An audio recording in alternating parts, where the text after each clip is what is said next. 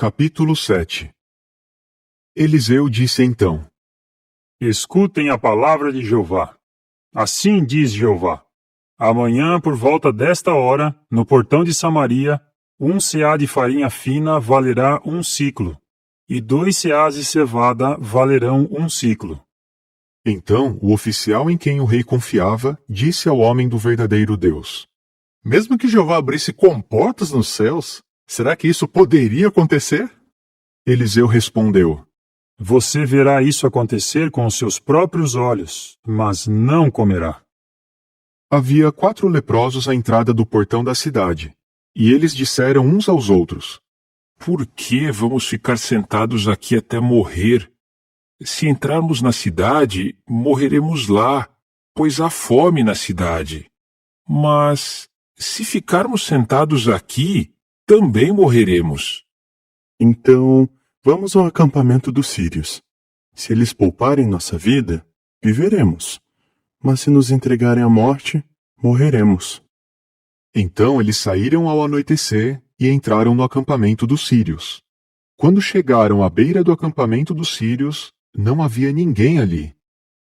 Jeová havia feito que se ouvisse no acampamento dos sírios o barulho de carros de guerra e de cavalos, o barulho de um enorme exército.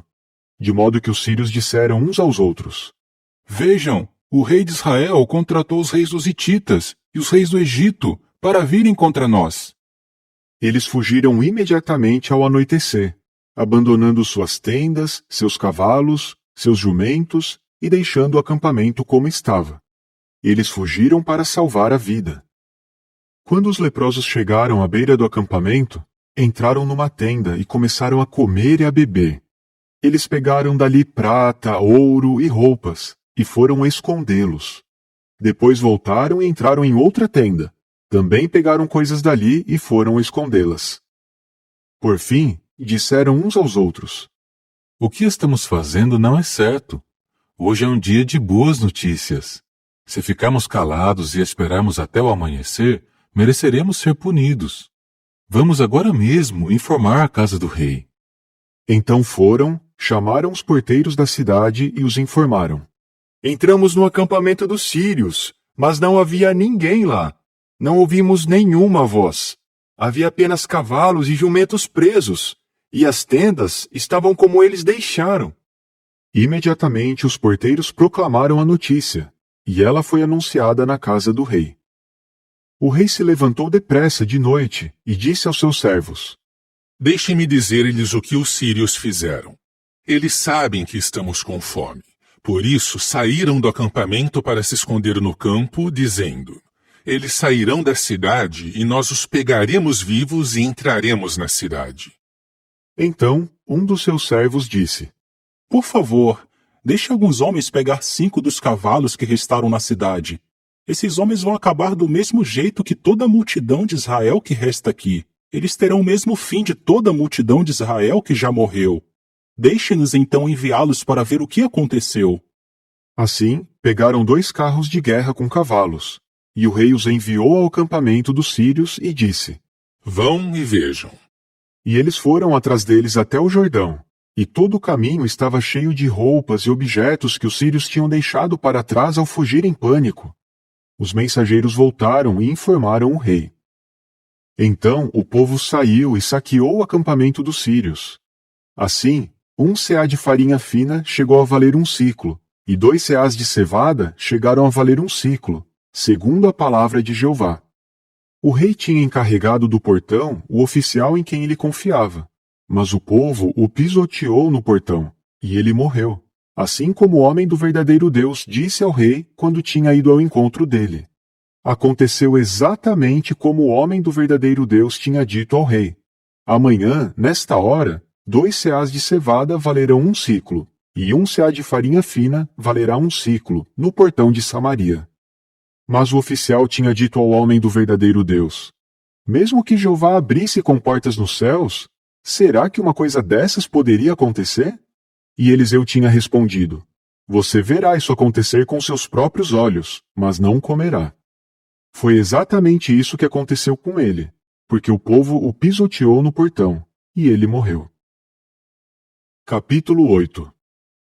Eliseu disse à mulher cujo filho ele tinha trazido de volta à vida: Vá com os da sua casa e more como estrangeira onde puder, pois Jeová declarou que haverá uma fome no país, e ela durará 7 anos.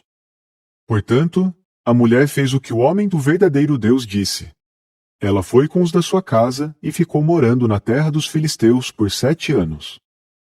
Depois de 7 anos, a mulher voltou da terra dos filisteus e foi pedir ao rei que lhe devolvessem a sua casa e o seu campo.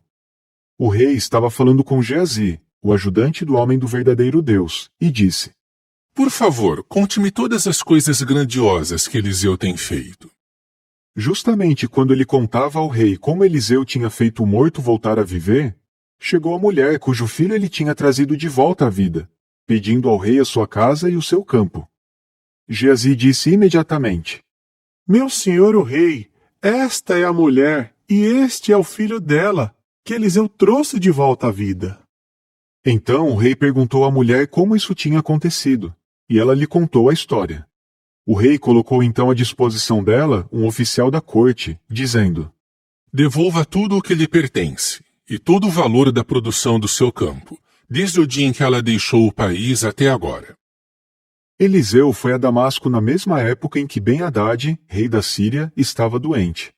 Portanto, informaram-lhe: O homem do verdadeiro Deus está aqui. O rei disse então a Azael: Vá ao encontro do homem do verdadeiro Deus e leve um presente. Consulte a Jeová por meio dele, perguntando se eu vou me recuperar desta doença. Azael foi ao encontro de Eliseu e levou um presente, todo tipo de coisas boas de Damasco, carregado por 40 camelos. Ele chegou, ficou diante dele e disse: Seu filho, Ben-Hadad, rei da Síria, enviou-me ao Senhor para perguntar: Vou me recuperar desta doença? Eliseu lhe respondeu: Vá e diga-lhe: O Senhor com certeza se recuperará, mas Jeová me mostrou que ele certamente morrerá. E Eliseu ficou olhando fixamente para ele, até que Azael ficou constrangido. Então o homem do verdadeiro Deus começou a chorar. Azael perguntou: Por que está chorando, meu senhor?